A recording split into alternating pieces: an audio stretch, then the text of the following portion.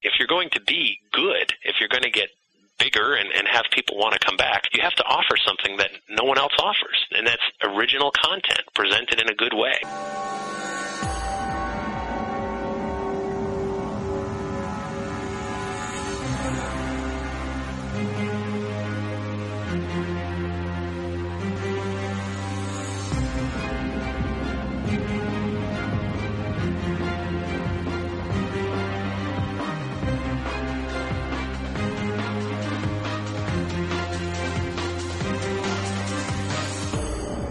And now, ladies and gentlemen, Banal of America Audio, with your host, Tim Banal. Hello out there, my friends. This is Tim Banal of banalofamerica.com with another edition of BOA Audio Season 3. It is March 15th, 2008. This week, we have another spooky edition of BOA Audio for you. As we return to the ghost realm, we're going to be giving you more ghost discussion with a bona fide A-list name in the world of ghost research. Our guest is Jeff Belanger, creator of the online juggernaut GhostVillage.com. Jeff Belanger is massively popular in the world of ghost research. He is one of the top names when it comes to ghost conferences, makes innumerable media appearances, is the author of just a tremendous amount of books regarding the ghost phenomenon. And we're going to be talking about some of the gems found in his latest book, The Ghost Files, including various theories as to what ghosts are, the commercialization of haunted locations, Jewish exorcisms, Jeff's global travels investigating haunted places, dealing with the skeptics, the evolution of orbs, and all kinds of other fun, ghostly stuff. We're also going to examine some big picture issues, the explosion of popularity for ghost hunting and esoterica on the internet. Jeff has a wealth of experience with regards to both of these big picture issues, and we're really going to delve into them from a number of different angles. It's a fun, loose, and at times frank discussion with a researcher who's at the very top of the wildly popular field that is ghost research, Jeff Belanger. For those of you who are unfamiliar with Jeff Belanger, let me give you a little bit of background on him. Jeff Belanger is an author, lecturer, and explorer of the unexplained. History, ghosts, UFOs, folklore, and magic. The concepts are a part of our collective consciousness, and though no one can explain exactly how it all works, few can match Jeff Belanger's ability to bring the unexplained out of the fringe and into living rooms and around our office water coolers. Jeff has been writing for publication since 1992. He's worked as a magazine editor, journalist, freelance writer, and has authored numerous books on the paranormal. His books have been published in 5 different languages so far. He's also the founder of GhostVillage.com, the web's largest and most popular supernatural community, according to Google.com and Alexa.com. He's lectured around the United States to audiences big and small, and he's become a recognized media personality, appearing on over 100 radio and television programs worldwide. His website is www.ghostvillage.com. Without any further ado, let's rock and roll. This interview was recorded on January 24th, 2008. Jeff Belanger talking about The Ghost Files and GhostVillage.com on BOA Audio Season 3. Ladies and gentlemen, welcome to a very cool edition of Banal of America Audio. As you may have noticed so far here in the second part of Season 3, we're sort of delving into the ghost world and the genre of ghost research. And we've got just a superstar in the world of ghost research here on the show this week, and I'm excited about that. BOA Audio, of course, is the place where we want to get the superstars because they have just great perspective on the field. So when I sort of wanted to delve into ghosts and stuff like that, I knew I had to get this guest on the program. He's the author of a number of books, Ghosts of War, Our Haunted Lives, The Nightmare Encyclopedia, Encyclopedia of Haunted Places, Communicating with the Dead, The World's Most Haunted Places, and the book he wanted me to do a pictorial for, Weird Massachusetts. He wanted to do a fold-out picture of just me, and really I was offended by that, but we're over that now. No, I'm just teasing him. And he's also the author of the new book, The Ghost Files, from New Page Books, Paranormal Encounters, Discussion and Research from the Vaults of GhostVillage.com. As I said, he's a superstar in the field of ghost research. That's why he's here on the program. We're going to pick his brain about all things ghostly. He is Jeff Belanger.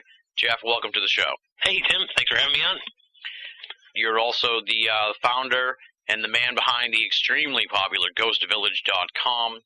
Let's start out, Jeff, with your bio, your background, how you got interested in the paranormal in the first place, where you came from, all that good stuff, and, your evolution as a researcher. Yeah, well, I think like a lot of people, I've been interested since I was a kid, and that started probably when I lived in Newtown, Connecticut, which is where I did most of my growing up. It's an old historic town, old New England town, and I had a lot of friends from a young age who were really matter-of-fact about their houses being haunted. So, would be in school, and they'd say, yeah, we see this old man walking down the hall at night, and he disappears into the wall. And I'd say, wow, you're kidding. So we'd kind of sleep over out of it and break out the Ouija board and all kinds of other things, and I was just gripped from a young age about these ghost encounters, these ghost stories that were popping up. And then when you start to do a little historical research and you find that, wow, there were people who fit those descriptions living here that might back up some of these sightings, it really got interesting. And then after college, I actually became a newspaper reporter. That was my first job, my first love, and where I always come back to. So I was a journalist, and around Halloween, you go looking for the haunted interest stories, and our newspaper was no different. So I was just gripped with, going to these haunted locations, alleged haunted locations, but most importantly, interviewing the eyewitnesses. And to me, that's really something. When you interview enough people, either as a radio host or a journalist or whatever, you start to get a feel for when people are full of it, when they're just delusional, or when they really have experienced something that shook them. I got to interview Ed and Lorraine Warren. I've known them since I was 10 years old. I grew up in the town next door to them. And so I saw a lot of their lectures and certainly found them to be very interesting people.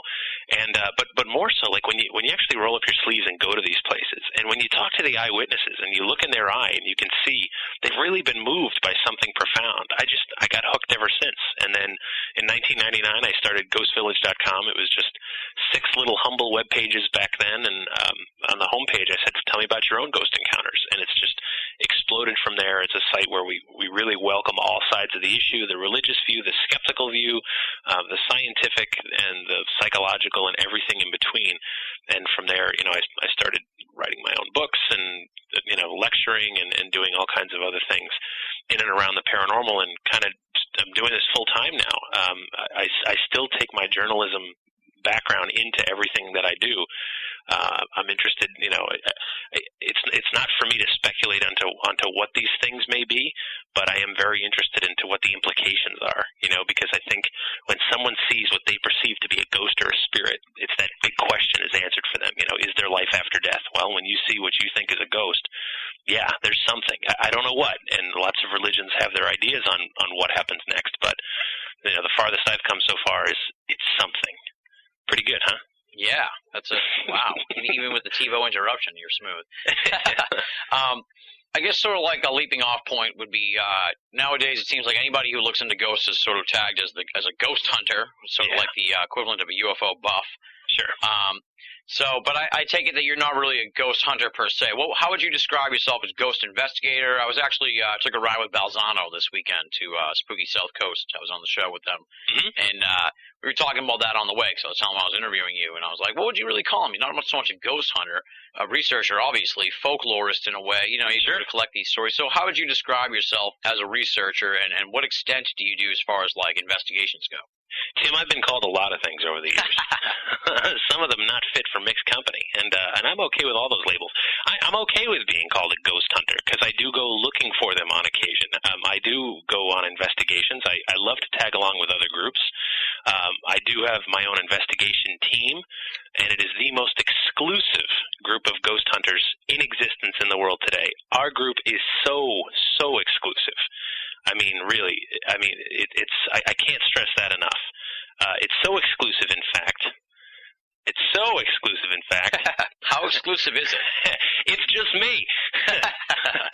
There's a lot of infighting, but we've managed to stay together all these years and still press forward. But no, seriously, I do go out on investigations, and I do tag along with a lot of other groups. I love doing that. I love seeing how people do things, how they approach the topic. I do own an EMF meter. However, I don't know how much stock I put in it personally. But I do think that there's something out there to be found. And what interests me, the whole everything in and around this phenomena interests me.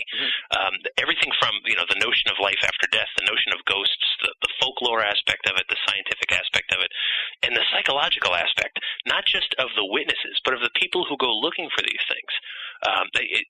I think it's interesting. There are people that say, no, we don't use psychics or dowsing rods or Ouija boards. We are purely scientific about this research. And they go in there, trying to collect EVP and using their EMF meters. And I'm like, you're practicing a belief system. You recognize this, right? No, we're scientific. I'm like, but you have to accept that there's some notion of ghosts before you'd even walk into the building. Yeah. And so the reality is, what I think is happening, and what's so interesting about, let's call it the ghost hunter movement, is that people are trying to wrap their hands around this very big topic. And and this has been going on for thousands and thousands of years. It's always been this way. We're trying to figure out these big questions. And I think we live in a time where the big religious institutions don't have the hold on society that they did even 50 years ago, certainly not 100 years ago, and centuries past. But nature abhors a vacuum. People need spirituality in some way, whether it's practicing yoga, drinking green tea, going to church on Sunday, synagogue, or ghost hunting. I think it's an expression of spirituality. So the whole thing interests me. And I guess at the end of the day, if I had to label myself, which I rarely ever do, I guess I'd have to call myself kind of like a paranormal journalist. There you go. Yeah. And that involves pretty much every part of it. Sometime investigator, sometime ghost hunter, sometime folklorist. Just don't call me late for dinner, right? There you go. And then I guess to just sort of jump into one of the big picture things that's in the Ghost Files, and that's just sort of, I really enjoyed the section here. It's on page 66 in the book for those that have it, where you go through like the 9 different, I believe it's 9 categories that are what is a ghost. Right. And I like that because for someone like me who's sort of only peripherally on the edge of the ghost hunting field, there was still a lot of stuff in there that I hadn't heard, attributed to what may be a ghost. So let's kind of go through that. And I probably have a follow-up question between number one and number 2, because I'm a little confused by those two. And actually, I've come to realize ever since there should have been a 10th category as well, but we'll get to that at the end. Not to just read from the book, but the idea is that there's many theories on these, and I've seen evidence that could fall into any number of these categories, and sometimes more than one. Everything from a ghost is an impression that might be left on a location, something we might call a residual haunting or a stone tape theory, where, for example, a murder took place in a house, and it left an impression, and it just plays over and over again like a movie, and for some reason, some people are able to pick up on it, just tune into it like a radio signal. It's not intelligent, it's not interactive, it's not there, but it was there at one point, and some people just pick up on it, and perceive it as a ghost. So that's certainly one part of it. Another one is that it's a time slip, which and this gets into the realm of quantum physics here and string theory and all kinds of other notions of parallel universes, or quantum physics also has one theory that time is not necessarily linear, that in some cases there are kind of like wormholes that can take you forward or backward. If that be the case, maybe someone is, for some odd reason, peering back in time just for a brief moment and seeing something that was there in that location, but maybe a century ago. Now, again, go ahead. Again, theories. I'm not telling you this is how it is. These are just the theories. But yes, go ahead. Now, what's the difference there between the time slip and the residual haunting? Let me make sure I said that right. Yeah. Right. Well, the residual haunting would actually be imprinted right on the location, in the walls, on the land, things like that, where people are actually picking up on it. You're right. Yeah. I mean, I could see how that could be confusing. And the other one is you're seeing an entire scene. You're seeing an example would be someone sent me an email once. He was looking for a tennis court in Revere, Massachusetts.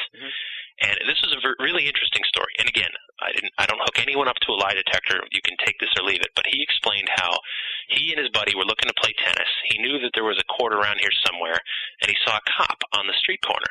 He said, but the cop looked out of date. And he pulls up and he says, hey, you know where the tennis court is? And he said the officer looked at him kind of weird, but said, 2 blocks down and then on the right. And he said, okay, thanks. And he gets there, and he said it was the strangest thing. there were a bunch of people playing tennis. Everybody was dressed in old tennis whites. They step out of the car, and all of a sudden the scene's gone, and it's just this abandoned lot. Oh, weird. And to me that's interesting. He saw the whole scene as if it was in entirety, as opposed to a residual where you might just see the people. Yeah. So he saw the entire scene. So interesting. Another theory, the discarnate soul. I think that's kind of our traditional understanding of what a ghost is. Grandma died. She doesn't want to leave. She's still hanging around. She's intelligent. She's interactive. She's moving objects on you, these kinds of things. Poltergeist, which in German, of course, means noisy ghost.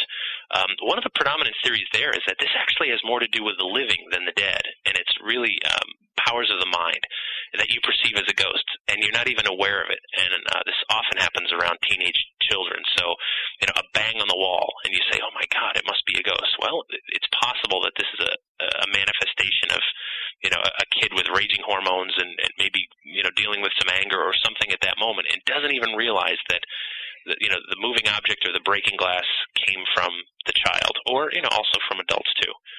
So, that's all. But people perceive that as a ghost. Yeah. Hallucination. Some people are on drugs. Some people have mental disorders that cause them to see things and then say, "I saw a ghost. I can't be crazy. I must be normal. I saw a ghost." Sometimes, we have to say this is hallucination. Imagination, and how I differentiate hallucination and imagination. Imagination is more like, and I've seen this many a time, someone walks by a window and the curtain flutters a little bit, and someone else sees it and says, "Hey, that's a ghost." And you say, "Well, wait a minute, is it possible that the wind from someone walking by may have just done that and you didn't see the person?" No, it gets into wishful thinking. Yeah, I'm going to jump in and give you props here for even including hallucination and imagination in the list, because, maybe some other people who have a lot staked in the ghost thing, and you have a lot staked in the ghost thing, sure, it's your field, would want to gloss over that, or would be like, "Yes, but let's not talk about that," or, you know what I mean? Yeah. So I'll give you props and kudos just for even including them and talking about that, because it's important to be like, let's keep a level head here. Absolutely, chance, that you imagined that or you hallucinated that. Not everything that bumps in the night is a ghost. It can't be. Sometimes, hey, it's a cold night. Your pipes are expanding in the wall.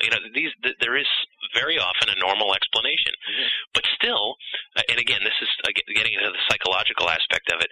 This is what fascinates me about the whole thing. Is some people seeing a fluttering curtain is enough for them. That's almost like seeing an orb in a photograph is enough. That tells them that there's life after death and it's going to be okay.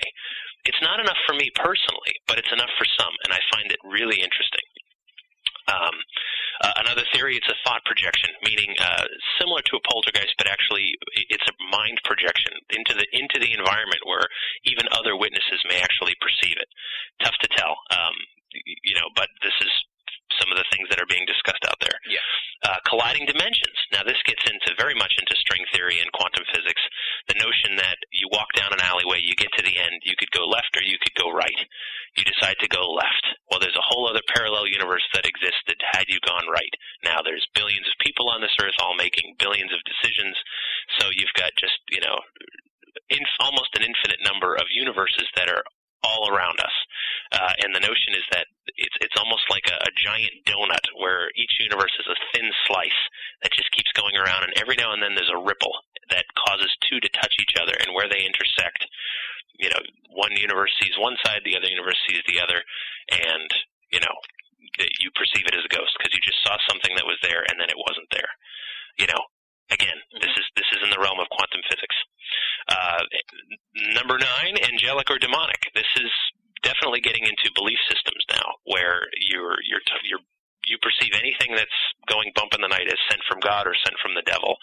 That requires a belief system. That requires, generally a Judeo-Christian, Muslim, belief system, and who's to say or what's right or what's wrong, but it's the perception of the witness that counts. And number 10, the one that I absolutely left out and really I shouldn't have, is fraud. In some cases, they are absolutely fraud. And one of the things, because ghosts are so popular right now, this actually makes my job more difficult. I get calls from restaurants and bed and breakfast that say, "We have a ghost, you should put us in your next book." And then I have to sit there and say, well, am I part of someone's marketing plan, or do they really have an interesting, story to tell? or is there something there, but it's being blown way out of proportion for the purposes of marketing? And that's one of the things that, all of us have to be careful of, that we're not just propagating someone's legend for the sake of their bottom line. Yeah, I noticed you put that in the book, and actually that's one of the next things in the notes, because I'd heard that sort of thing a lot, and I was wondering if that was really how prevalent that really is, ghost fakery by businesses hoping to spur on profits, or like apparently from what you're saying, it is pretty prevalent, because I was kind of like, I've heard it a lot, but I don't know how true it is. So it is pretty true that they do that sort of thing. Here's now fakery, like for example, putting in some laser light show or something. I haven't encountered that so much. Although I will say, like on the Queen Mary in Long Beach, California, now they tell you it's fake, but they have sound effects and things that as you walk through the ship, they will project certain phenomena, so you actually experience it, guaranteed. But it's on a tape reel, and they do disclose that to their credit. But one of the things that you run into is taking a legend of a restaurant has someone years ago said, yeah, I think I saw someone walk by and disappear, and they just run with it and tell it again and again, and they bring in ghost hunting teams. Some who are so zealous will believe whatever they hear, and they get an EMF meter spike and say, yeah, it's haunted, and the legend propagates. And here's the thing I've discovered: if you have a restaurant or a bar or something like that, and you've got a haunted legend attached to it, it just does wonders for your business. People who don't believe in ghosts or could care less will either go or not go. It makes no difference to them. People who do believe will go far out of their way to go to some of these places to say, like, yeah, I had dinner at a haunted restaurant last night. And so understanding that, and it's a marketing basic, an advertising basic. The legends really serve these people. And so it means that if I'm going into a location like that really may be haunted, may have something going on, I need to talk to former owners, former employees, people that could care less if the business succeeds or fails, and see how far back do these legends go. Yeah. So you got to separate the wheat from the chaff. That must be hard dealing with places like that. It can be, and sometimes, but once you've covered a lot of haunted locations like I have, you get more interested in the obscure ones to begin with. Some of these places, excuse the pun, have been done to death. Yeah. And, so I'm now more interested in the ones that are a little more off the beaten path. Yeah. But I've also run into, several times where you've got hotels and bed and breakfast. Now, their haunted reputation could, in fact, hurt you. Some people would be afraid to stay overnight in a place that they heard was haunted. Yeah. And I have run into people that say, one guy actually told me, he said, look, there are absolutely ghosts here, but I will never talk about it on the record because, I think it'll hurt my business, and I don't want to be known for that. I want to be known for a really classy bed and breakfast. So I can't stop you from what you're writing, but I'm not going to cooperate. And I said, wow, that's kind of interesting. Yeah. Now I really want in, But I have run into that too. And now you kind of touched on something else here that I hadn't really thought of, but I'm sure you must have gone through it or experienced this sort of thing too. And that's just sort of like a been there, done that feeling. Like you said, you kind of like the offbeat and stuff. I get tons of UFO stories, and after a while, I'm just sort of jaded to the whole thing. But I just don't want to hear any more UFO stories. How do you? I guess you could say, how do you deal with that atrophy, if you will, of that desensitization to ghost stories and stuff like that? Yeah, you're right. That's the hardest part, and it's so horrible. Like you're at a party or something, and someone goes, "Oh yeah, you're the ghost guy. Hey, listen, there's this cold spot in my house," and I go, "Okay, cold spot, footsteps, noises. I got it." But then you realize that these experiences mean an awful lot to the people who go through it. Yeah. And so I usually just turn that into a question. I'm like, well, what do you think it means? What do you think is going on there? Why is it happening to you at your house? And some people really haven't given that much thought. Others have pretty interesting answers, and that's, to me, more interesting than a cold spot or a knock on the wall. My uncle died last month, and that's about the time it started happening, and I really miss him, and I almost feel like I'm holding on to him. It almost turns into psychological counseling, Yeah. And to me that gets a little more interesting. The human experience is just really fascinating to me. You mentioned UFOs too. So much of this stuff overlaps, which is really funny to me. Today orbs and pictures are ghosts. That's what so many websites put up and propagate and things like that. Orbs actually started in the 1980s. They belonged to the UFO people first. Yeah. The UFO folks were saying, look, it's alien energy or aliens or whatever that appear in photographs. And then somewhere in the mid to late 90s, the ghost people took them and haven't given them back since. And I don't know if there'll ever be a fight about this, but and then I have a friend of mine who wrote a book called Waiting for Mary, which is about Marian apparitions, the Virgin Mary. Mm-hmm. And he's been shown, we were talking about photographs, he's like, oh God, I've been shown so many pictures of these orbs that they call angels. Or Jesus light. And I'm like, oh my God, they have them too? Wait a minute. I thought they were ours. And so, everybody is basically trying to fit anything unusual into whatever their own worldview, be it a belief system or just the way they were raised and the way they view the world. So, to the UFO guy, that orb is, E.T. phoning home. And to the ghost guy, it's Aunt Tilda, who's just stuck on the other side, and to, others, it's dust and moisture floating in the air. Perception is everything when it comes to this stuff. And you're right, you can get jaded. You start to go into some of these investigations, and I think I had one moment where I really needed to regroup after it. I was at a ghost conference out west, and I realized, people were talking about all kinds of different things, and I went, oh my God, collectively in this room, we believe in everything. There's nothing in this room that's not believed in. Bigfoot, UFOs, alien abductions, ghosts, vampires, monsters. It's all in this room somewhere. And I just kind of, shook my head for a minute, and I said, wow, of course, different strokes for different folks, and I understand all that, but at the same time, I kind of had to regroup and say, all right, I have to remind myself what is real and what is not real after a few months of getting in too deep. But then I get interested all over again. A case comes in, or you hear about some kind of phenomena that just defies everything you've heard before, and you just get excited again. And I think that's what helps keep it fresh, is there is always something new turning up. Absolutely. And one of the things that was new for me that I got out of the book was a lot of discussion in here on the Jewish, I guess you could say, demonology, Jewish demonology and Jewish exorcisms and stuff like that, which I had never really heard of. Obviously, the Catholic side, the Christian side of exorcism gets tons of press, tons of coverage in various esoteric areas, but I hadn't really heard much about the Jewish side of it till I read the Ghost Files. Yeah. So talk a little bit about that aspect of the ghost world. Well, Jews don't necessarily believe in demons per se, but they have a phenomenon called Dybbuk. And what's interesting about Dybbuk is that it's a possession, to be sure. It's a spirit possession, but it can be for bad, which is what most people think of possession, but it can also be for good.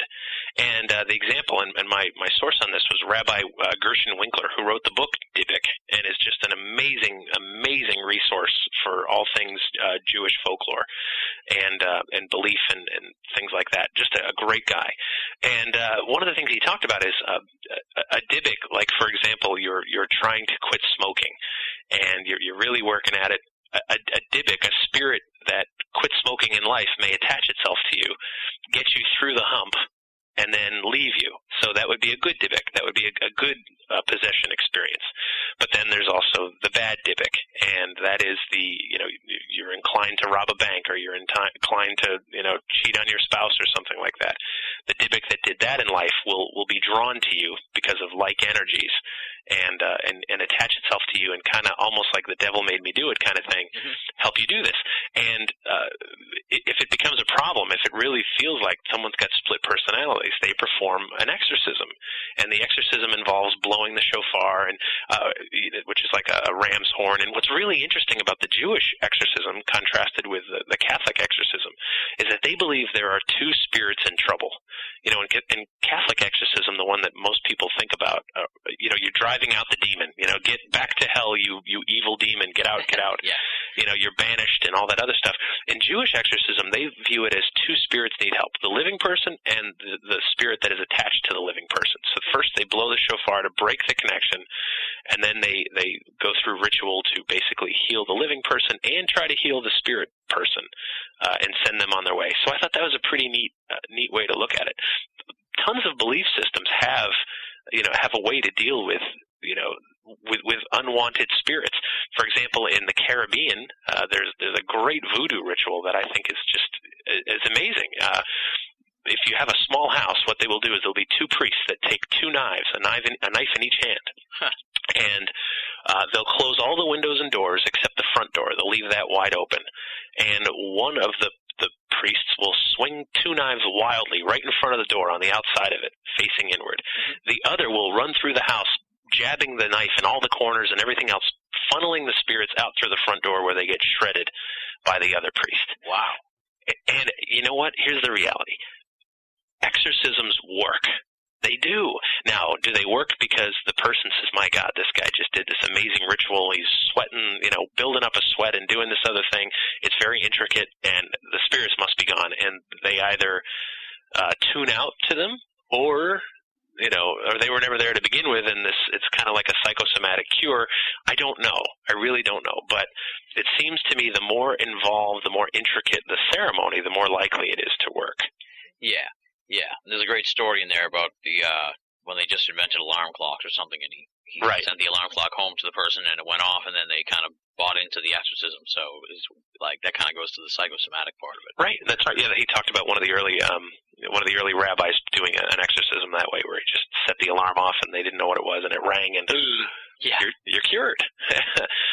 But yeah, and who's to say? Because you're now when you get involved with possession and demons and all that other stuff, you're very much in the realm of belief, mm-hmm. and belief is so relative. Everybody's belief is different. You could take a room full of Southern Reformed Bible Baptists, and not everyone in that room will completely agree 100% on everything, every part of their belief system. Each individual will have a few things here and there that are different, and that's because we're all different. We're all raised different. We're exposed to different things. We have different levels of education, different friends. All these things play into who we are and how we perceive the world. And so when you're getting into the realm of belief, it's a realm you have to tread carefully. And one of the things that I always think is so weird, a lot of these ghost hunting groups are out there saying, oh, we'll perform a clearing or whatever.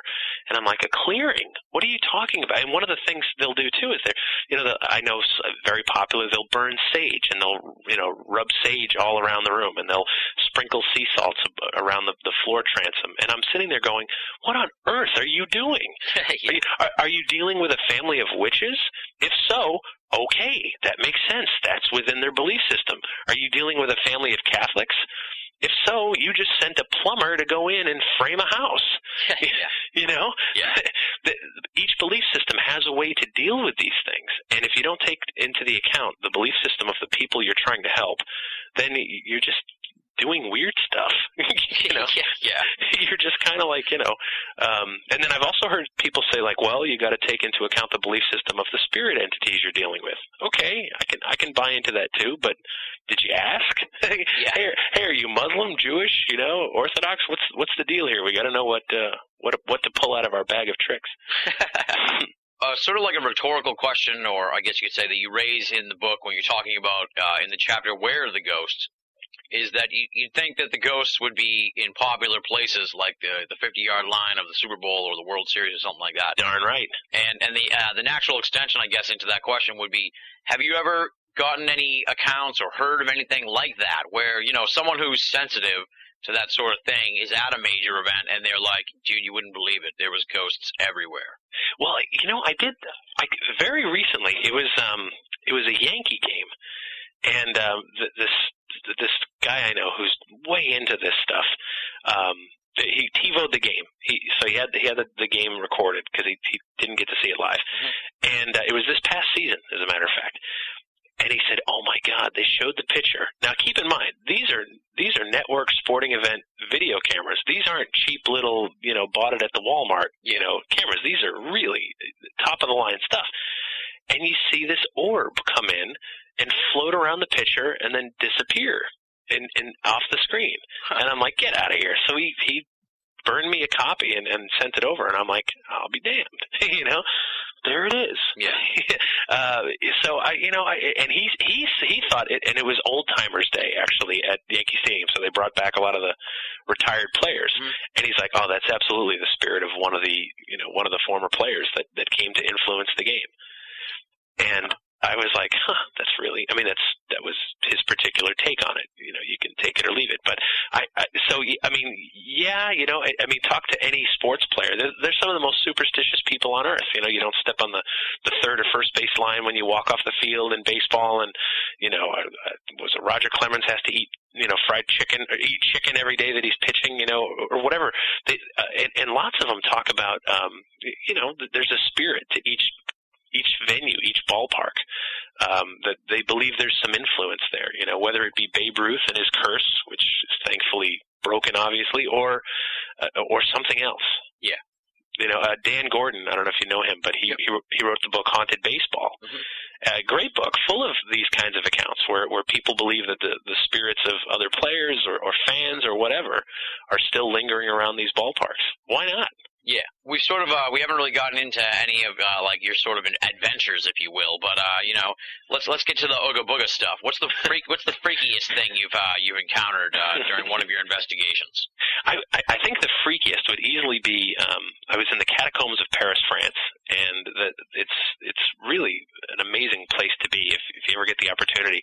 The catacombs, the ground beneath Paris had been hollowed out to quarry the limestone to build the city, and they were running into two problems back in the 1700s. They were hollowing out the ground underneath, and they were building buildings that were bigger, taller, heavier, closer together. Mm-hmm. So you've got it heavy on top and hollow underneath, kind of a recipe for disaster. Yeah. The other problem they had was that their cemeteries, which were once on the outskirts of town, well, the town had sprawled out many miles now, and the cemeteries had been enclosed with housing and things like that. So there was no more room to grow. And in that belief system, it was very important to families that their kin be buried with the cemetery attached to their church, and priests were taking bribes to put bodies that were just, overflowing of humanity. They weren't being buried anymore, just corpses being tossed into a pile. And so buildings are collapsing in the hollowed-out ground. Just carnage and dead bodies are spilling into the streets, and so they decided to solve two problems: close off these tunnels and move all the bodies down below. So they moved 6 million human skeletons down there. Wow. And the first time I went down there, I was actually completely alone. You go about 30 meters below the city, and you're going through these tunnels. I'm 6'2". There's plenty of spots where I had to duck to keep walking, and then there's other spots that were maybe 20 feet high, as far as the ceiling goes. And it was about fingertip to fingertip if I stretched my arms out in both directions, so kind of cramped. And you're walking through, and eventually you come through this archway, and on the other side, you're greeted by all the bones, and they're stacked in this very macabre, very intricate pattern, of leg bones and arm bones forming like a retaining wall, rows of skulls in the shape of Valentine hearts, skulls in the shape of, crosses and arcs and every other kind of pattern, all around you, right at your fingertips, all human bones that were moved down there. And it really takes your breath away. And, it's very quiet. It's very low light. You don't hear anything. You're so far down.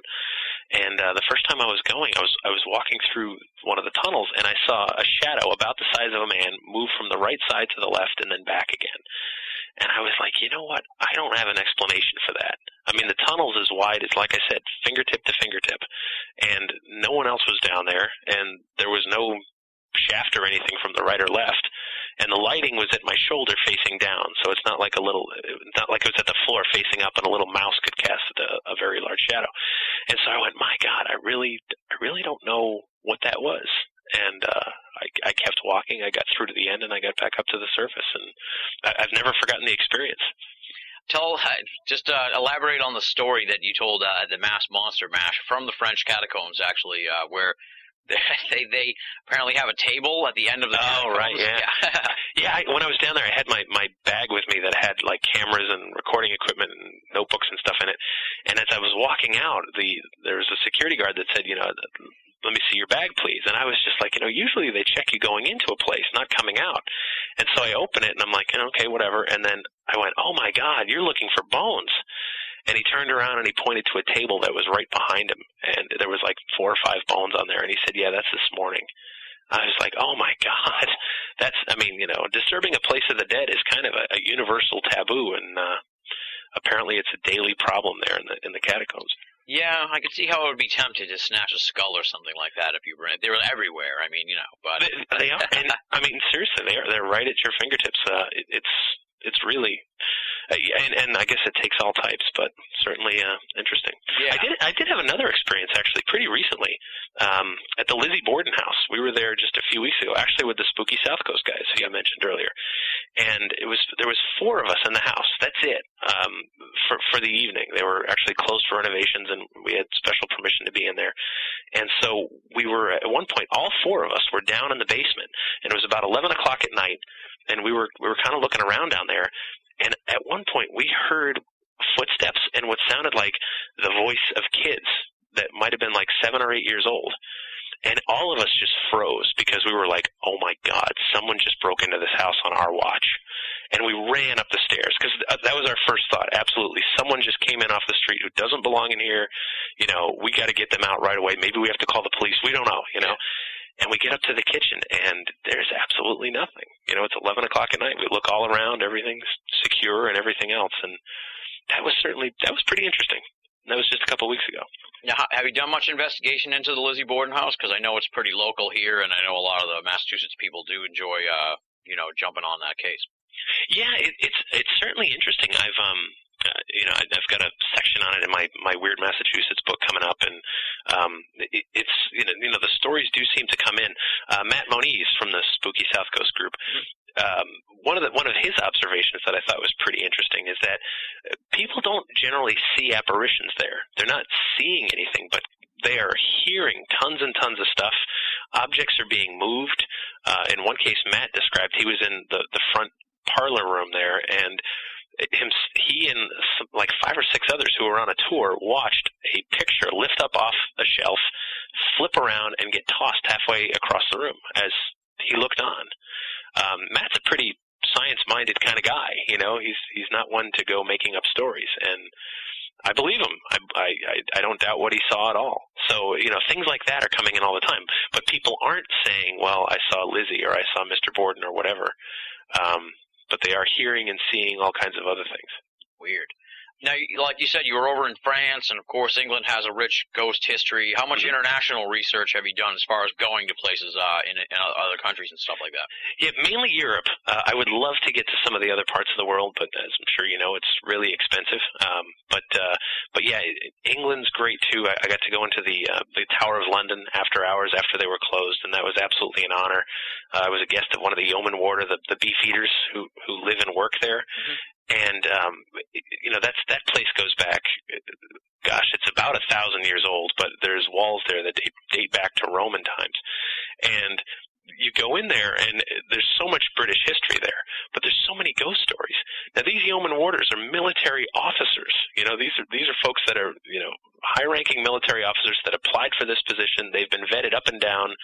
The Queen's private security guard, albeit kind of a ceremonial position.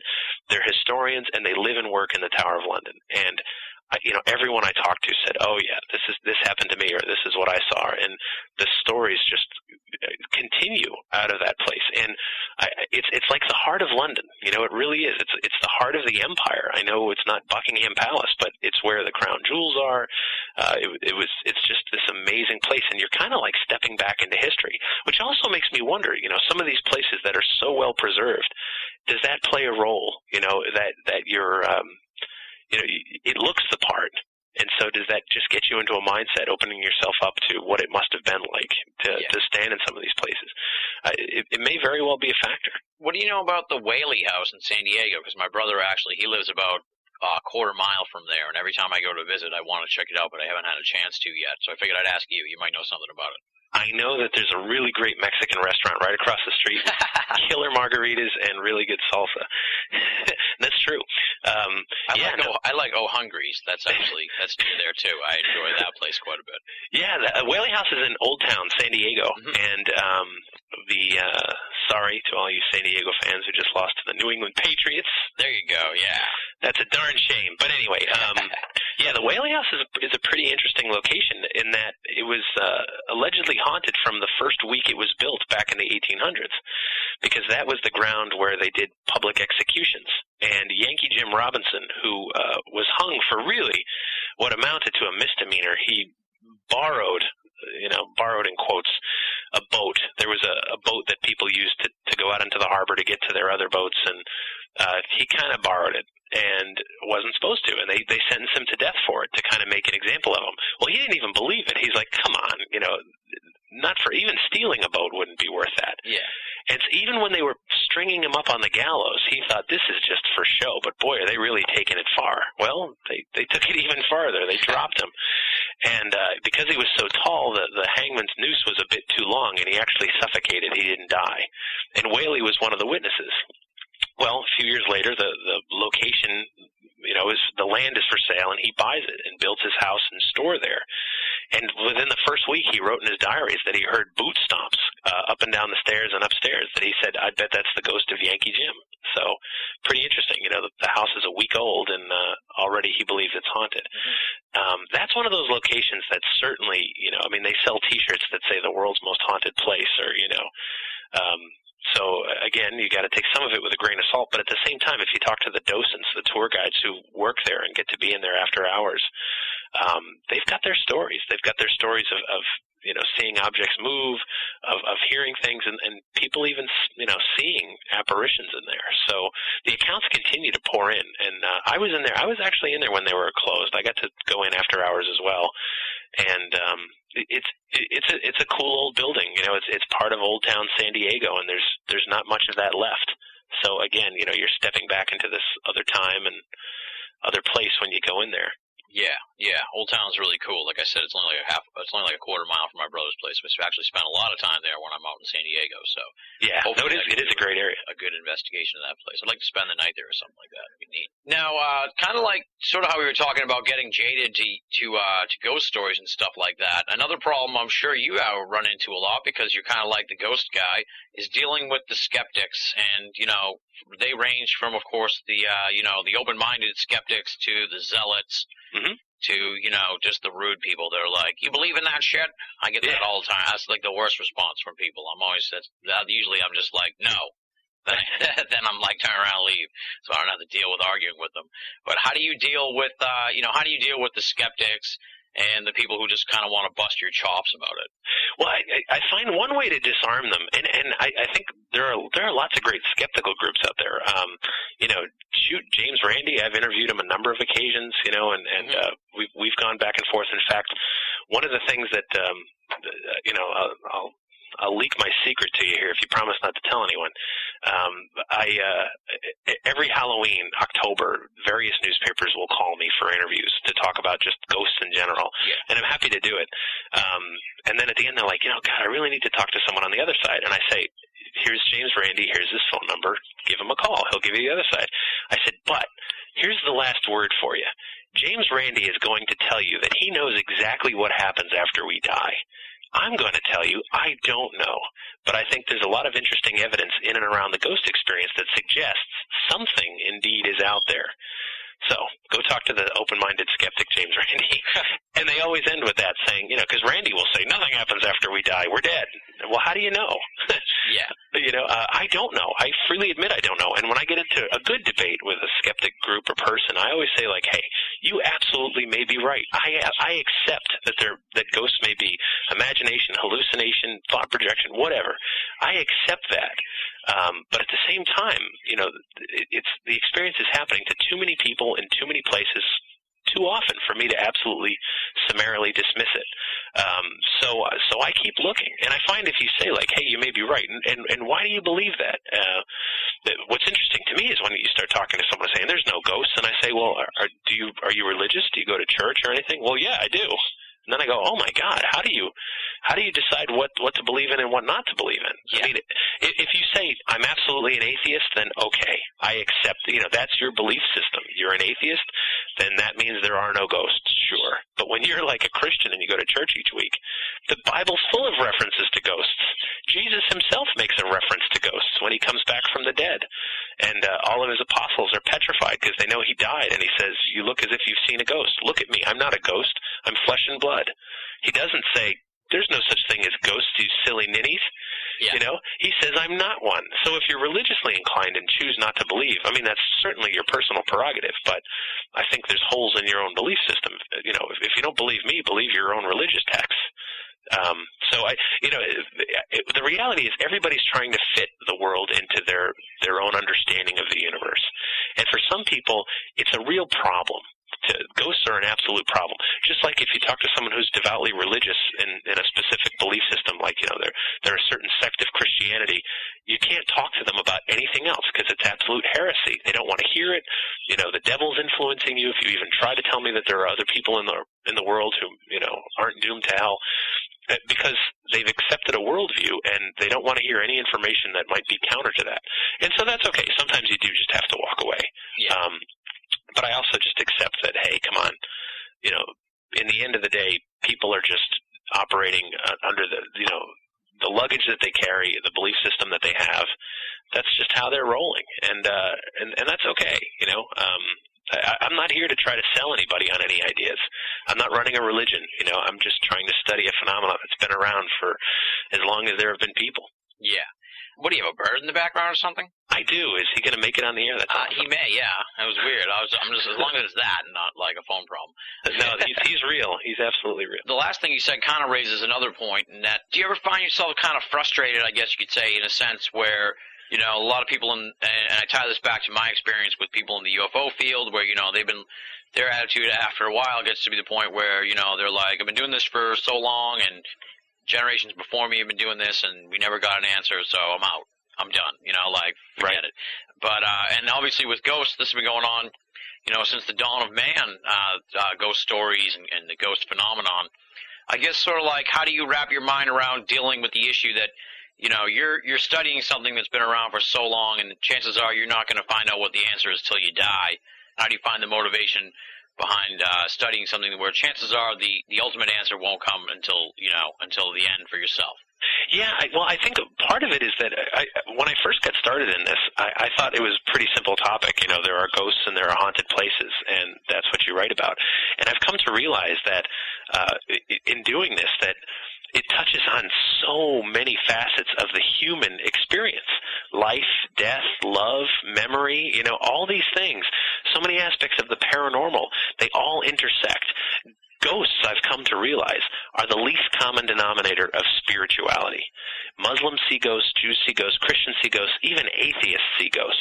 They have this experience that they cannot explain, but yet is a reminder that the world and universe is still a little bigger than they thought, and science doesn't have all the answers for them. And so from that perspective, I think there's no end to my interest in the subject, because I've come to realize that it's a part of us. Now, I've got a friend of mine who's a preacher. He's a prominent minister, actually in San Diego, who he's a Baptist, and he's got a huge congregation, and we've talked about this subject. And I said, sometimes people see ghosts, and it leads them into very spiritual lives, and that may lead them right to your door, and they may even donate every week and put in the basket. So don't shun these ghosts just yet. Don't think of them as heresy or devil worship just yet. Perhaps it's dipping a toe into the water of spirituality. Because it starts with ghosts. Well, if there's ghosts, then there's something going on out there. And if there's something going on out there, what does that mean for me? And that's a question every one of us has to come to grips with. What's going to happen after we die? I don't know, but I'm formulating my own ideas. Realistically, my research is my own spiritual quest. I accepted that long ago. Mm-hmm. I'm just sharing everything I find along the way in hopes that, well, first, because I think it's interesting, and second, maybe it'll help someone else. Yeah. Ghostbusters, what do you want? You're listening to Banal of America Audio. You have been a participant in the biggest interdimensional cross-rip since the Tunguska blast of 1909. Felt great. And one thing, actually, the bird in the background kind of reminded me of a part of the book here where you're talking about animal spirits. Mm-hmm. And the lady that you reference in the book, who I think she wrote a book or something, and she's into that scene, the animal spirit scene, right. Her dog passed away, and she has a parrot, and the parrot, says something when the dog's around. We need to get someone that should be the next big thing here for ghost hunting. I'm making a suggestion now. So all the ghost hunters out there, get yourself a parrot, teach it to talk, and then use that as a tool on a ghost hunt. That's my new suggestion. That's probably not too far off from some of the things that people are out there using anyway. Yeah, at least that way you could be like, dude, do you see anything? And then the parrot might be like, yeah, there's this or whatever, you know. It could be something cool to use. Absolutely objective parrot. I do know a group that brings their dogs, and they say, oh, yeah, the dogs get jumpy when there's ghosts around. Exactly, but we need someone who can communicate that, so we need a parrot. That's the thing. I'm throwing that out there, ghost hunters. I'm making a challenge to you. I want to see a parrot in use. Yeah, that'll help the mainstream. Yeah, we'll get acceptance now. Yeah, totally. And the cool part about Ghost Files is that it's a little bit collaborative. There's a lot of stuff in there from the folks on your website and stuff like that. I guess just talk a little bit about the collaborative nature of the book, The Ghost Files, and sort of how you got some of the contributions from the people on your site. Well, I wanted to kind of tackle different subjects, because the point I wanted to make with the book is that it's not just ghosts and haunted places. Look at all the things that shoot off from here. We got to take folklore into account, because why did we hear about some places being haunted and not others? And if there are ghosts, and spirits, maybe there can be animals. And if they're out there, can we communicate with them? Are we psychic? How do we do the investigation? All these kinds of things. And over the years, so many people have been contributing their own experiences, their own accounts. I'm just one person with my own limited experience, but all these other people have had such rich, profound encounters that I wanted to include them to kind of illustrate some of the points that I was making. So a lot of it just came down to this is stuff I read every day because it's my website. This is stuff that's coming in from all over the world, and it forces me almost daily to kind of rethink what I know or what I think about the subject, because something new always comes in where I just say, wow, I really didn't consider that. Mm-hmm. And so, I don't know everything. It's just me. But when you start to get a group of people all kind of weighing in on the topic, it gets interesting, and you start to think of things you didn't before. So that's what I wanted to bring to the book, because that's exactly what the website's about. It's about saying, hey, the skeptics may be right, and the religious guy may be right. We may all be doomed to hell, and the scientific guy that's saying, no, there are ghosts, and it's a fluctuation in the electromagnetic field, he may be right. Somewhere in the middle is probably what's really correct, but, we're not going to get there unless we explore all this stuff. Absolutely. And just to sort of wrap up the Ghost Files discussion, where can folks I have more stuff to talk to you about. I have a couple big picture ghost stuff I want to deal with. But where can folks get Ghost Files? I've seen it. It's got great distribution. Most of your books do. I see them at Barnes & Noble all the time. But where can folks find Ghost Files? Where can they pick it up? You can get it through Amazon, through your favorite online retailers. Barnes & Noble, as you said, they've always been really good to me. Borders, or your favorite local bookstore. Nice. There you go. Ghost Files from New Page Books. Definitely check it out. Fun book. Great read. And now I want to get into a couple of the big picture issues here in the world of ghost hunting. And we kind of touched on the first one, and that is the explosion of ghost hunting in popularity. It's insane. As someone from the outside looking in, it's been fascinating to see this explosion in popularity. For starters, I guess, just talk a little bit about your perspective on this explosion of ghost hunting popularity, especially from someone who's been in the field for a long time. You were here before all these Johnny-come-latelys. So what's your perspective on you're like the guy who's been following the garage band here that all of a sudden has a major record label and a #1 hit, and you're like, wow, this is bizarre. They've made quite a leap. So I don't know. Talk a little bit about how you've seen the explosion progress from your point of view. Well, I'm not surprised. First of all, there's a lot of things that feed that, and years ago, back in the '90s, there were paranormal investigative groups. They just didn't have TV shows and stuff like that. So, and they were much fewer and further between. But I did notice, and this is something that I have noticed through all of them, which is why my group is so exclusive and good. There's so much ego with these groups that often what I've found is wherever you find one paranormal group, soon there will be two. Yeah. And two will beget four. And four turns to 8, because what happens is there's people in the groups, they start getting into personality clashes, ego clashes. Well, I'm a better ghost hunter. I know how this stuff works. I'm starting my own group. Hey, you want to come with me? Yeah, Yeah. And then those two people fight, and then they start their own groups. And then, of course, some people start to get television shows, and it turns into pop culture, propagating the idea to all kinds of other people who may may not have ever thought of it before, and it's just exploding everywhere. First of all, I think it's a great thing. What the heck? I mean, you can sit around and drink beer all weekend, like I do, or you can go out and go ghost hunting, like I also do. It's a way to get out of the house. It's a way to do something that's really interesting and off the beaten path. It's a historical research. It's esoteric research. It's a spiritual quest. And for lots of groups, it's a very social thing. Some of these groups that go out on weekends, I've realized it's just a social group. That's what it is. They're not, and I actually appreciate the ones that accept that. They're like, hey, we're just a ghost adventuring group. We're not out to get book deals or TV shows or anything like that. This is just what we do on weekends. Nothing wrong with that. That's great. And then I recognize there are people that are really trying to do something different and make contributions to the field. That's great too. And then there's the guys with TV shows. It's good to know someone's making money off this. Why not? There's something for everybody, and if that keeps, and all that contributes to the ultimate discussion, which is good. The more we can discuss it on podcasts and websites and television shows, the less weird it becomes. And actually, maybe somewhere in our lifetime, possibly if it continues to get so popular, maybe we'll get some real funding to do some serious research instead of just people running around on weekends in cemeteries. Yeah, like you said, there's pros and cons to the whole thing. Obviously, the pro being that like the old expression goes, a high tide lifts all boats. I guess you could say it's good for everybody in a sense where the popularity grows. There's also sort of that downside that I've heard from a lot of people. Just things become a fad, and now you get a lot of amateurs in there, and they're kind of sullying the field. And a lot of them don't. And we had Brad Steiger on the show, and he sort of expressed this point of view, and I'm in total agreement with him. And when I heard it, I was like, finally, someone crystallized the point of view I have. Is that, they don't know the history of the field. And, even from your book, you well pointed out that when you first got into it, then you started reading, every book you could. And you met these folks and stuff like that. You did the legwork. And I don't like to use the expression paid your dues, but you did. And a lot of people sort of are jumping into this without doing that. They see ghost hunters, they go out and get an EMF reader, and now they're, the Podunk Ghost Patrol.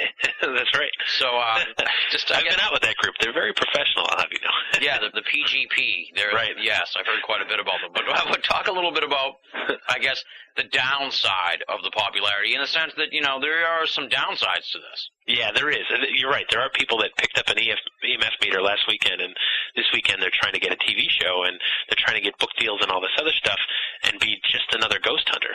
Well, the world doesn't need just another ghost hunter. If you've got new ideas, bring them, but you're not going to get new ideas until you've looked at all the old ones. And until you realize that some of the stuff you're rehashing, you're just rehashing from Brad Steiger, really, or Hans Holzer, or guys that did this, 40 years ago. Absolutely. Brad's a gem. Brad is really a treasure, and he knows his stuff. Yeah, that is one of the problems, is that I have no problem with paranormal adventuring groups, people that do this socially or just for fun or whatever. But you're right. Once they start to get media attention, and they will, because around October, every local paper is going to be looking to talk to somebody. Yeah.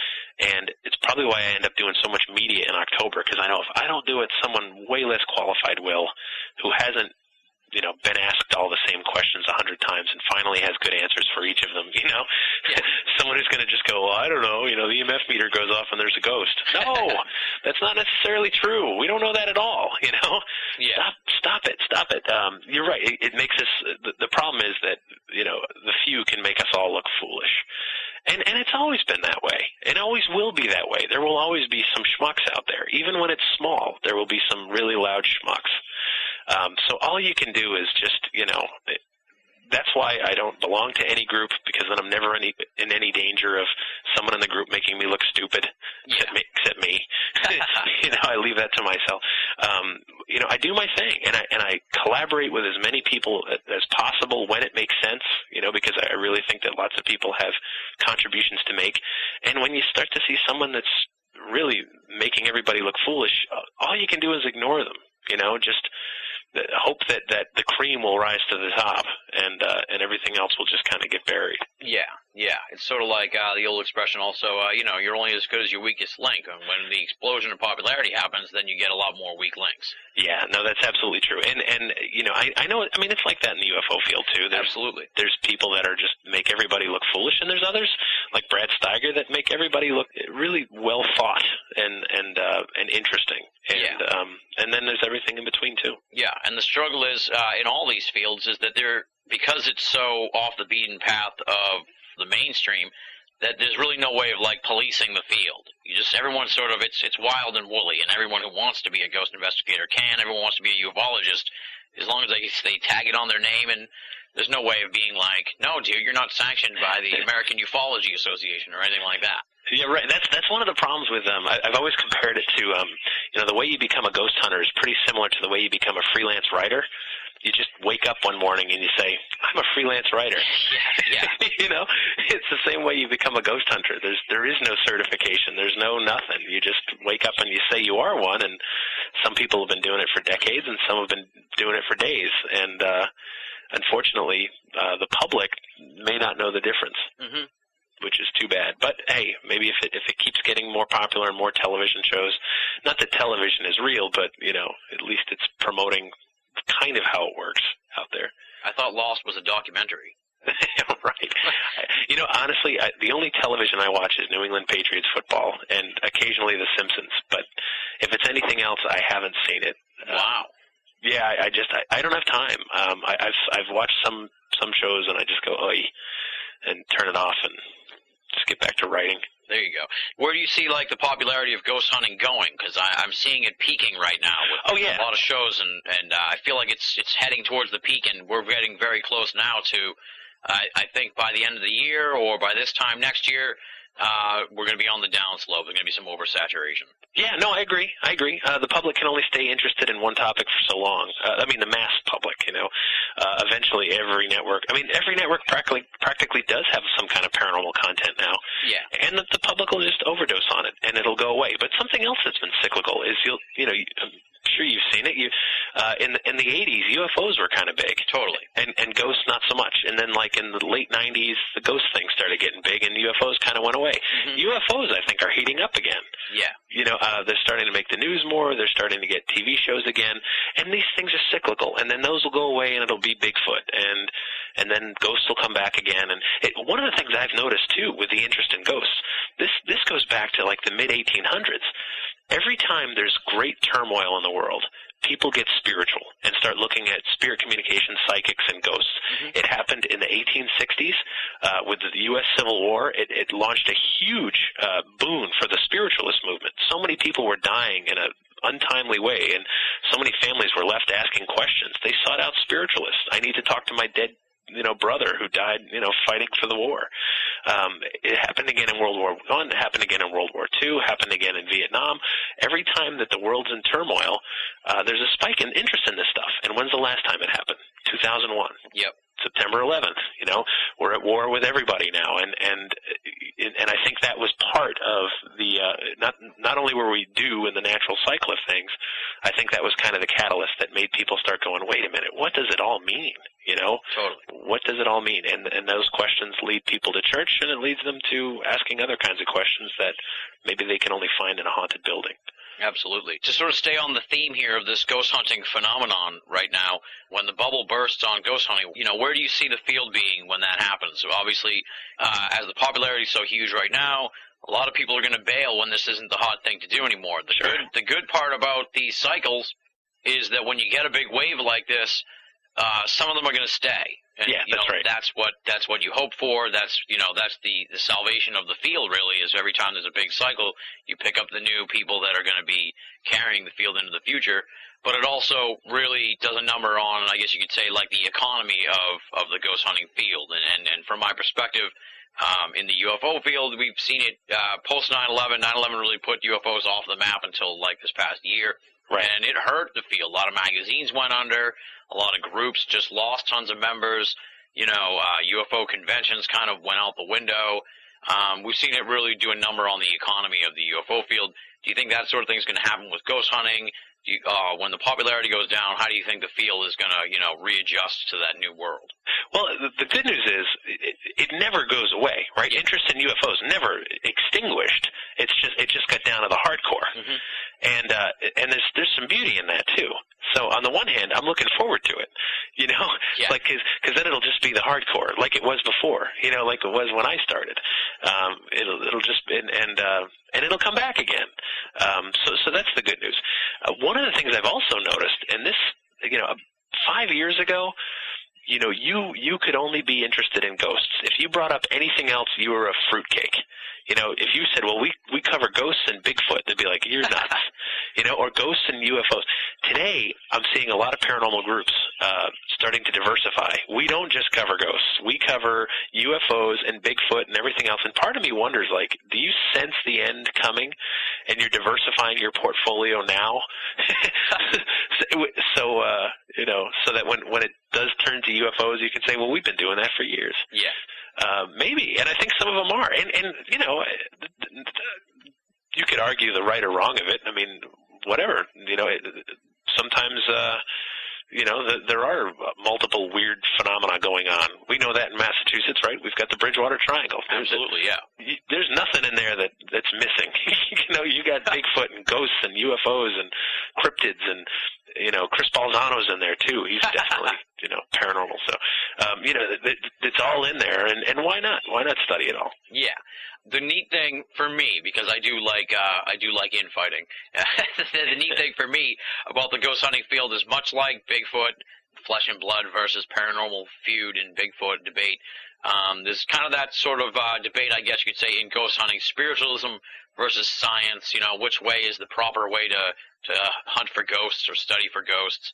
I guess just talk a little bit about that overarching debate that goes on in the ghost hunting field. Yeah, well, I mean, spiritualism versus science, first of all, no one out there is using purely one or the other. No one. No one on TV, no group. I mean, as I mentioned earlier, when you break out your EMF meter and think you're being a scientist, you're not. You're channeling is what you're doing. You're trying to. You may not even realize it. And again, that's one of the things that's so interesting to me. I've seen some groups are out there saying, we don't use psychics, we don't use any of that stuff, no dowsing rods. Others say, yeah, that's all we use. I know a group of witches that go out there and they use witchcraft for ghost hunting, very esoteric means. I even know of 3 groups now, 3 of them, that are evangelical Christians using ghost hunting as a way to get people into the flock. Someone calls them and says, we have a ghost, and they come in with their Bibles and they try to get them to church and all this other stuff. And I'm like, I don't agree with that at all, but at the same time, it's just, I'm just reporting what's out there. Yeah. God, it's all over the place. I don't know what the right answer is. The right answer is probably somewhere in the middle, and unfortunately, the middle doesn't exist. There is no balance. The middle is probably like alchemy, the blending of science and belief, that no two people could ever agree on. But yeah, I think, I would never tell someone how to do this or not do this. I don't know. I don't know what gets results. For me, the most interesting evidence always is the personal accounts, the personal experience. If I go into the Lizzie Borden house and I hear voices and footsteps right above me and run upstairs and find no one there, it forces me to say, well, maybe that wasn't a ghost. I accept that. But damn, I don't know what it was at 11 o'clock at night, Yeah. So, no two ghost hunters are alike. That's certainly one thing I found. Yeah. Also, sort of on the infighting feud, and you kind of touched on this, how one group begets 2, begets 4. It is pretty bad, that interdisciplinary squabbling in the ghost hunting field. It seems like, well, for starters, the one of the things I'm down on, I guess you could say, about ghost hunting is kind of like how we made the joke about the Podunk Ghost Patrol. It seems like, if you want to be a ghost hunter, all you got to do is first you need, a name, then a logo, and then a website and T-shirts and stuff, and then an EMF reader, and, then next thing you know, you're going places and stuff. There's, like, taps, and they have their own sort of, like, little network, if you will, of groups and stuff like that. Then there's just so many. There's an alphabet soup of little minor league ghost hunting groups, and some groups that consist of 2 people aren't really a group, although I count your one-person group as a group. Thanks. So, I appreciate that. I'll endorse it. I appreciate it. But it's like, I guess, just talk a little bit about that landscape of ghost hunting groups and how it seems like some of them work together, some of them feud. It's bizarre, but also fun to watch. It is. You're right. It's fun for me to watch. Where I think Lloyd Auerbach, he's a parapsychologist in California, he was telling me recently that he's been talking to some groups in the Seattle, Tacoma, Washington area, and this is just a case study for you. They counted 42 paranormal investigative teams in and around Seattle, Tacoma. Wow. 42! Holy moly! Yeah. And so what happens is some of them get into, like, turf wars, you know, like, well, you can't go investigate that restaurant. That's our place. I don't know. If it were me and you're really interested in research, you'd say, hey, I just investigated that restaurant. Can you go in now and see what you find? Yeah. And then when you're done, let's send in another group, and then let's all talk, you know, separately and together. You're right. One of the problems is the ghost hunting groups, I would argue, and, you know, tell me if you agree or disagree, because I don't know the UFO people as much, but would you guess there's a lot more people out there doing amateur ghost research than UFO? Right now, absolutely. Yeah, and that's my thought too. But we're not nearly as organized as the UFO people. We don't have MUFON. You know, we don't have a ghost equivalent. Yeah. Where people, you know, have some form of, you know, centralized repository that most people can pretty much agree on. Yeah, I think the Taps family thing is sort of I feel like they're kind of trying to form their own sort of MUFON of ghosts. Right. But I don't know if that's going to be successful or not. But the problem with that is that you still have one kingpin group, and the kingpin group is the group with the TV show. Yeah. You know, whereas MUFON doesn't strike. You know, I think for it to really work, it would have to be led by someone like the Rhine Institute or the Parapsychology Foundation, something that's just like this neutral, academic, centralized group that no one can argue about. You know, ghost hunters all over the world can argue with each other about turf and all that other stuff, but you kind of can't argue with what the Rhine Institute has done. You know, that used to be attached to Duke University and all their studies into this. If they were to centralize it, you know, you're either on board with academia or you're not. And I think that for there truly to be a good network, that's where it would have to start. The TAPS guys, I think that network started more out of necessity. You know, they're so popular. They've got the television shows. They're getting hundreds and hundreds of emails a week asking for people to come look at their haunted house that they just, you know, the only way to do it was to set up a network. And the other sort of big picture area I want to talk about with you is something that you definitely have a ton of perspective on, and that's sort of the online world of paranormal studies.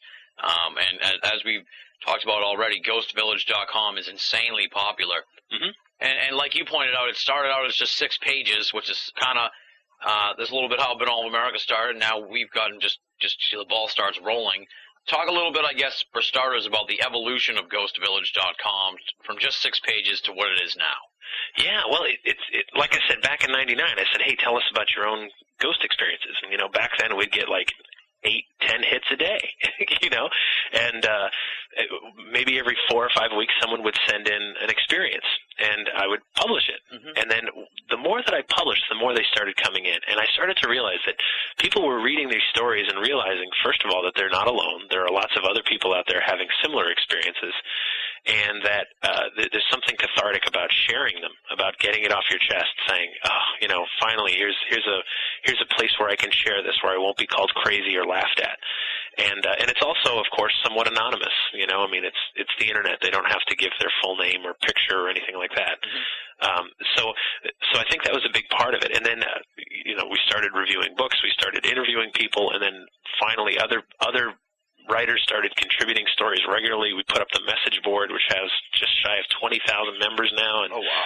Yeah, so it's just it went from, you know, 6 hits a day to, you know, in the neighborhood of 200,000 hits a day, and we've got, I think Google has something like 57,000 pages indexed on the site. So, and I will take all the credit for starting it, but boy, there's just hundreds and hundreds of people that contribute now that keep it going, because I couldn't do this alone under any stretch of the imagination. Yeah. How difficult is it to keep up with the sort of like the fast pace of change online? Like I've seen, I checked out ghostvillage.com. It's massive. I mean, it's vast, and just to explore it would take a while.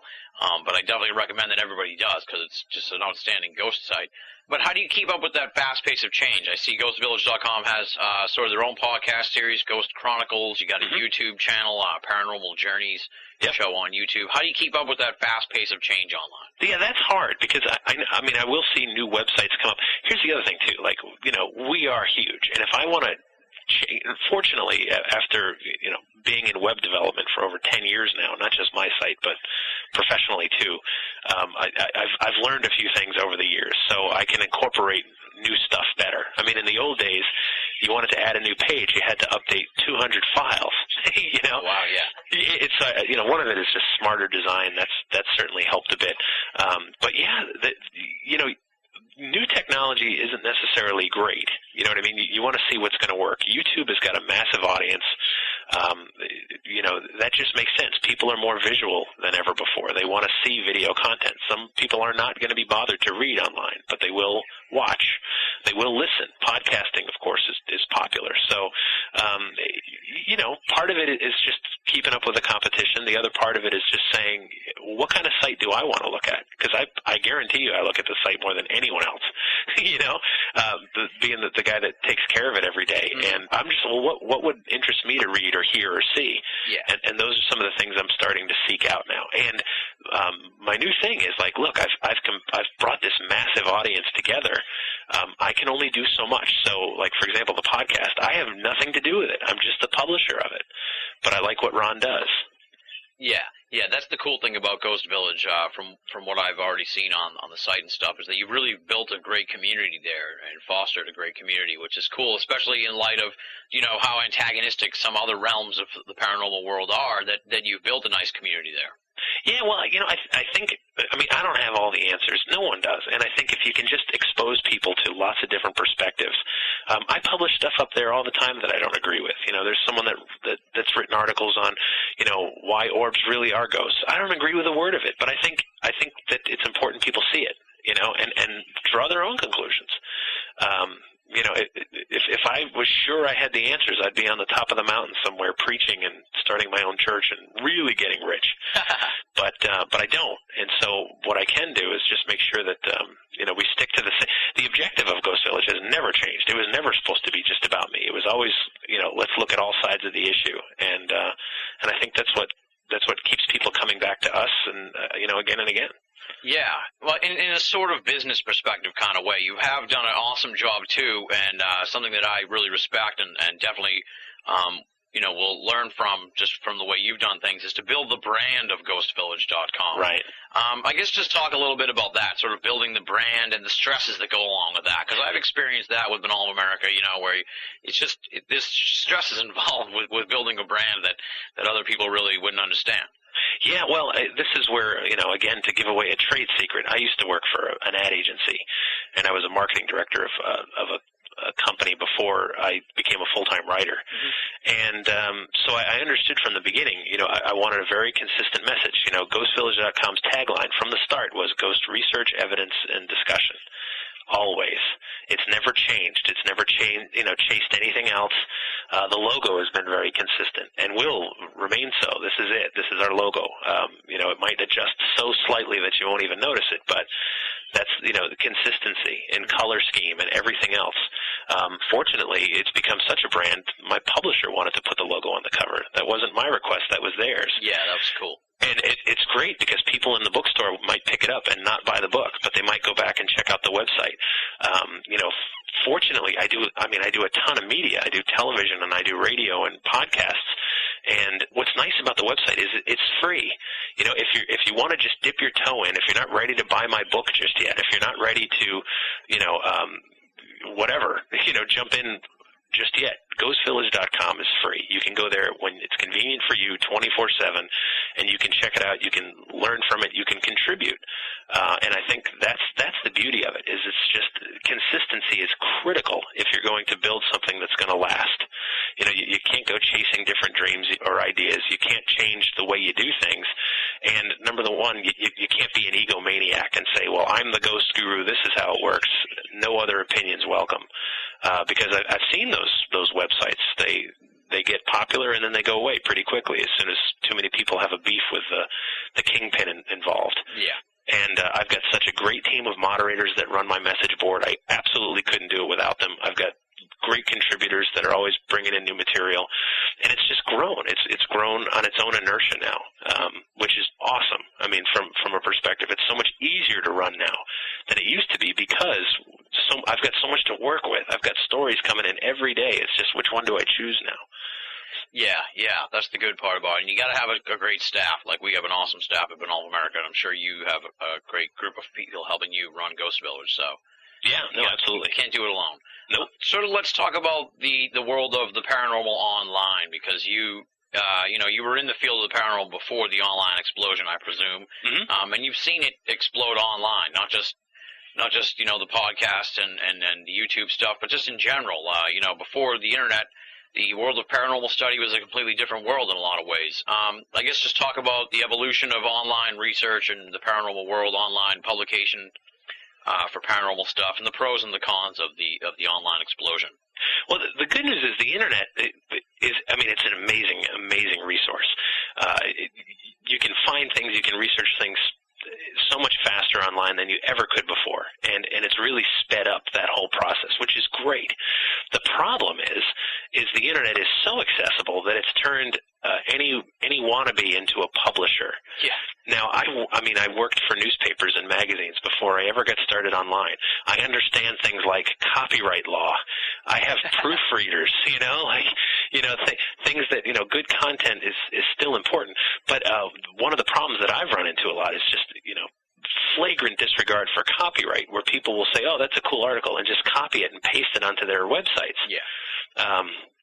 And you could spend all day chasing those people down, saying, you can't do that. It's illegal. You didn't ask. You just took it, and that's absolutely against the law. So that's one of the things you run into, is people absolutely lifting your content and taking it elsewhere.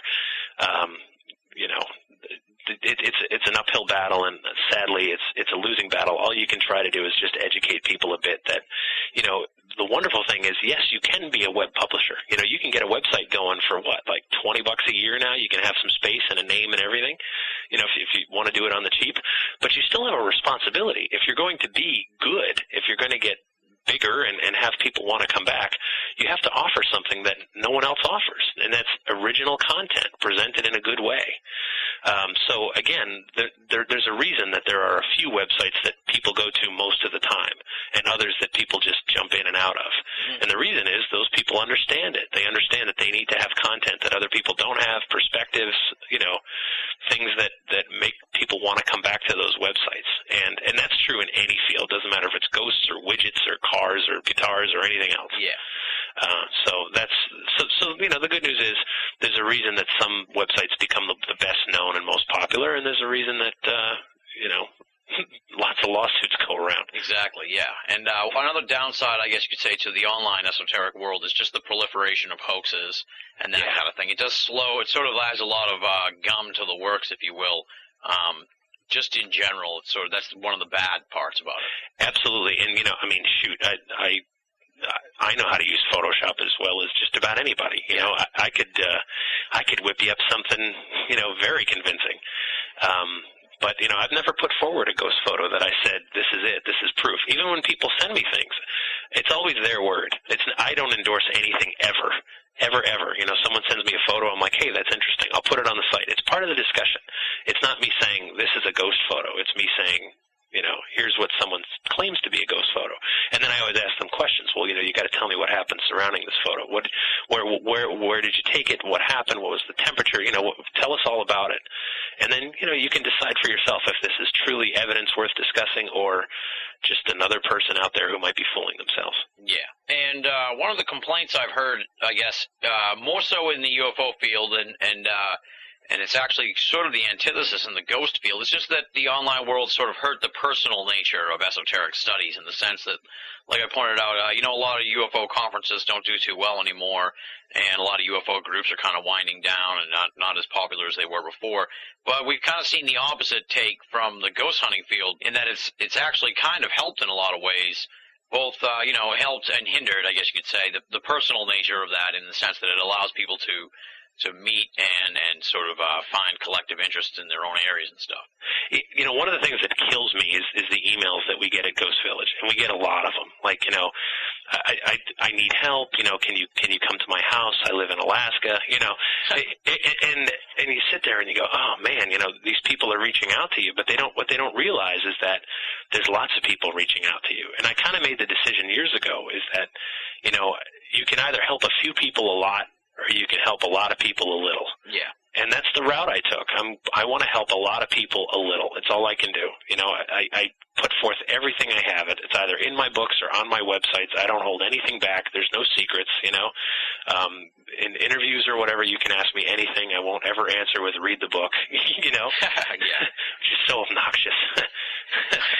But, so it's all out there. But what I can't do is come to your house in Alaska or Texas and sometimes not even in the next town over. I can't because I wouldn't have the time to do it any justice. Mm-hmm. And so what I can do is refer you to our message boards where there's lots of people that might be able to give you a hand, or if I know someone in your area, refer a case to you. So you're right. Sometimes it feels impersonal even for me. Even people who are like, oh, I read your book. I have this question, or, I need some help. Can you come here and check this out? And you go, God, I can't.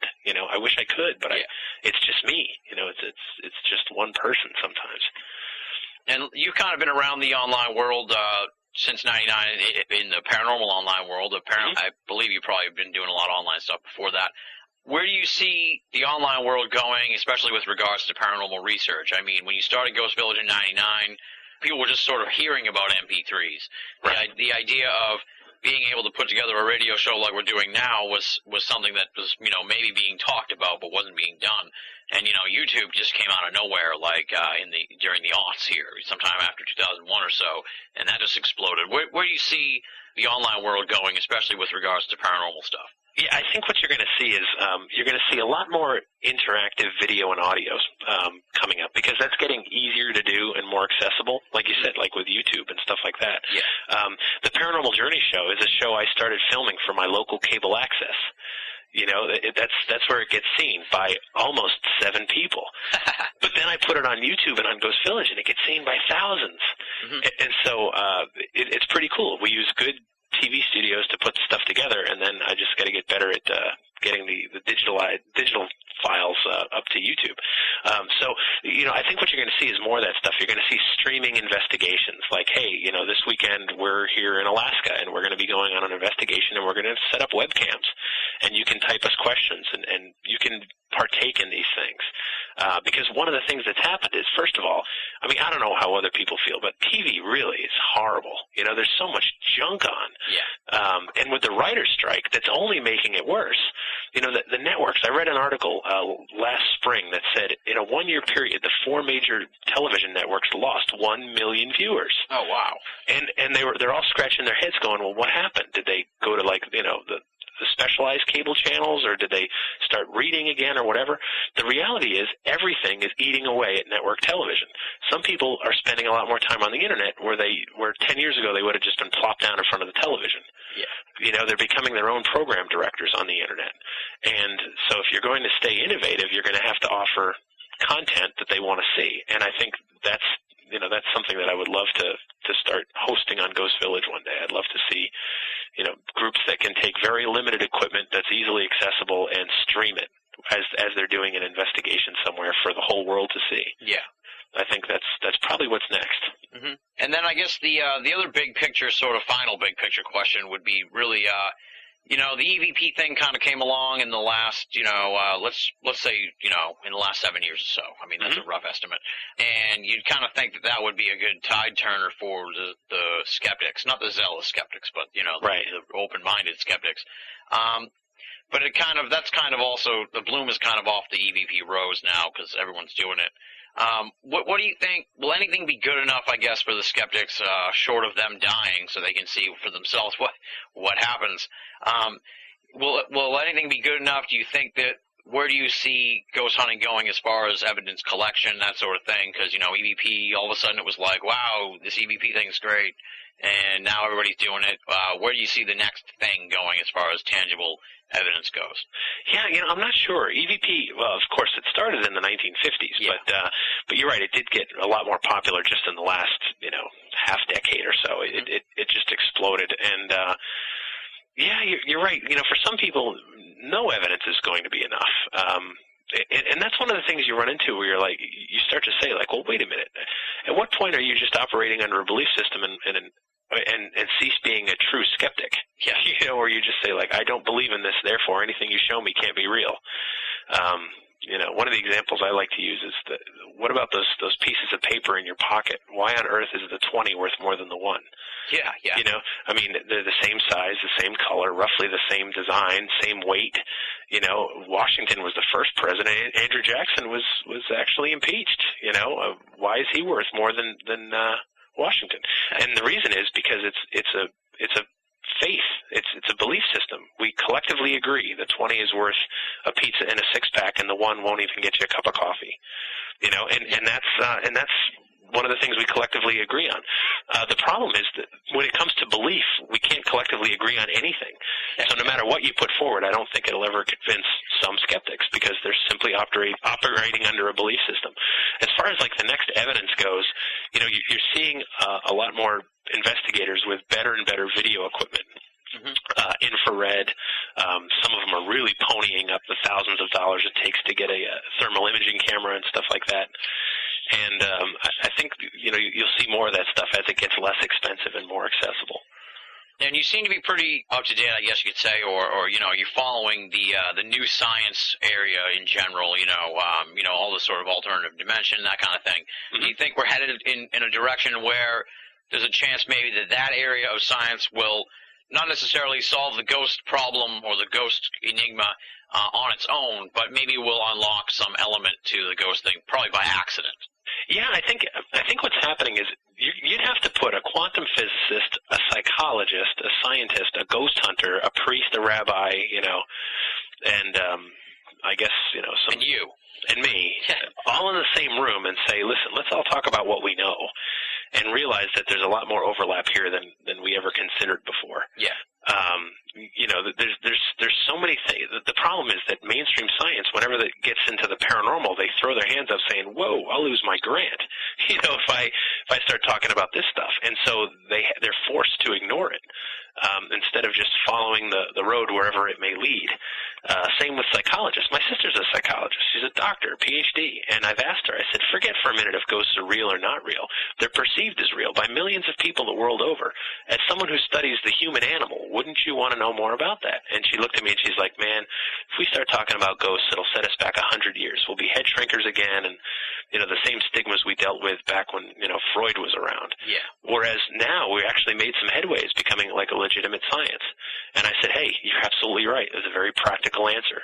And she's like, yeah, and you're right. You know, people perceive these things as real, and we should be asking questions about that.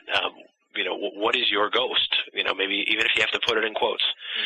And but so those are some of the issues we're dealing with, is that it is still weird, and psychology doesn't want to touch it. Science can't touch it, and so it's left to the masses like us.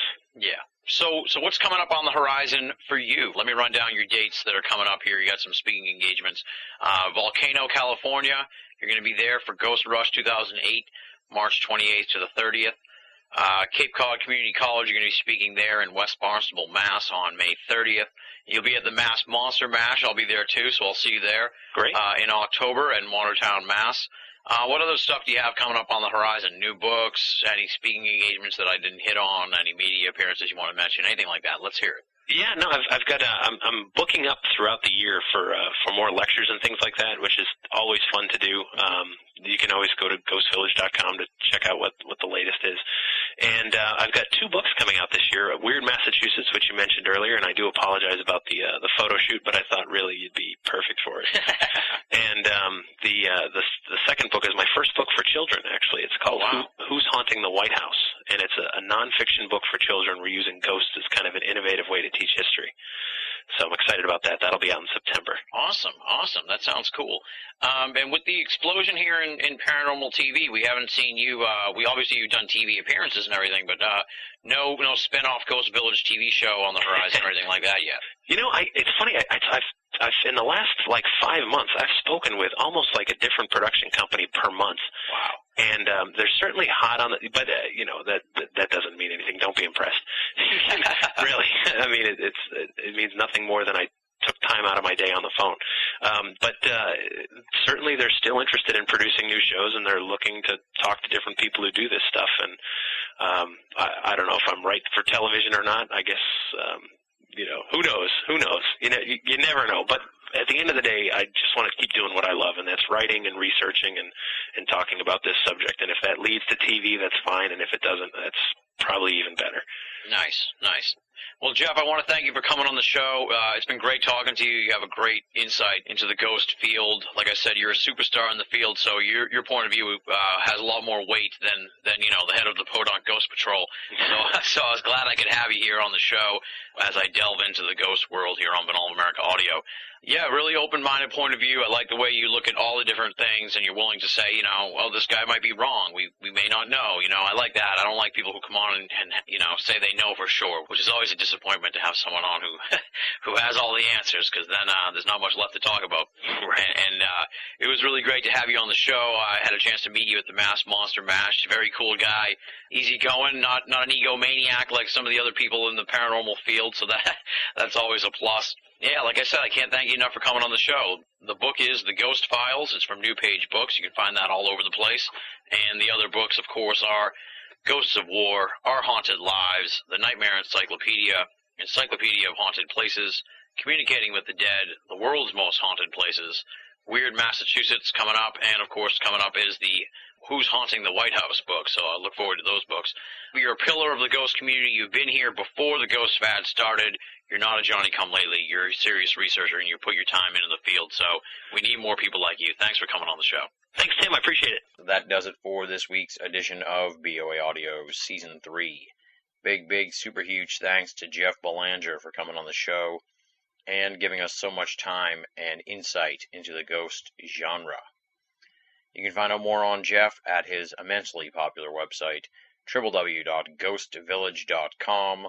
Check it out. Moving right along now, it's time for BOA Audio Listener Feedback. This week's letter comes from Southern Ontario, Canada, and the author is a man by the name of Randy. Here's what Randy has to say. Hi, Tim. This message originates from Southern Ontario, Canada. We, my girlfriend and I, really enjoy your show, the many interesting interviews, and especially the fact that they are so easy to access online as MP3s. I have a 90-minute commute twice a week, and I play them as an alternative to broadcast radio. A 2-hour interview generally leaves me hanging, however, wishing perhaps the drive was longer. If you asked me for a favorite show, I'd be hard-pressed to do so, but the one with Grant Cameron stands out as totally interesting, as well as stimulating and revealing. I look forward to future shows with great anticipation, Tim, and I want to once more thank you and your hardworking staff for the contribution you are making to a better understanding of the complex subject of esoterica in general, and, in particular, common elements as they relate to ufology and paranormal research. I like your style and the way you get some of the guests to, quote, lighten up a bit without drawing away from the serious content of the topics. Signed, Randy, in Southern Ontario, Canada. Thank you very much for the feedback, Randy. I appreciate it. I hope you are digging the MP3s and they're working out well for you. I really appreciate that you mentioned the way we try to get the guests to, quote, lighten up a bit. That's definitely something that we enjoy doing here on the show. One of the positives, I think, of having a pre-taped program as opposed to some sort of live situation is that the guests really seem to cut loose a little more than maybe you'd expect them to on a live radio broadcast. It becomes more personal. It's really more of a conversation between me and the guest and less of a show. Also, I'm glad you enjoyed the Grant Cameron interview. Stick around. I'm sure Grant's going to be coming back on the show in the not-too-distant future. I actually had a chance to talk to him briefly when we taped the Steve Bassett interview, because Steve was doing the interview from Grant's room at the International UFO Congress. And when I called out there, Steve hadn't shown up yet into the room, but Grant was. So we chit-chatted for a little bit, and we're talking about doing a future interview on BOA Audio sometime before the close of Season 3. So once again, big thanks to Randy in Southern Ontario, Canada, for writing in. I love the international listeners, you know that, and I count Canada as international listeners. So all you great Canadian listeners, send me an email, and you'll get in here on BOA Audio Listener Feedback. What if you are from Canada? What if you're from somewhere else in the world? What if you're even from America and you want to be a part of BOA Audio listener feedback? How do you do it? There's two ways. Either A, simply write to boaaudio@hotmail.com or go to banalofamerica.com, click the contact button, and fire off an email to me. No matter how you get the correspondence in my hands, it will be put into the inbox for future BOA Audio listener feedback segments. Up next, what do you think it is, my friends? Of course, it's the thanks portion of the show.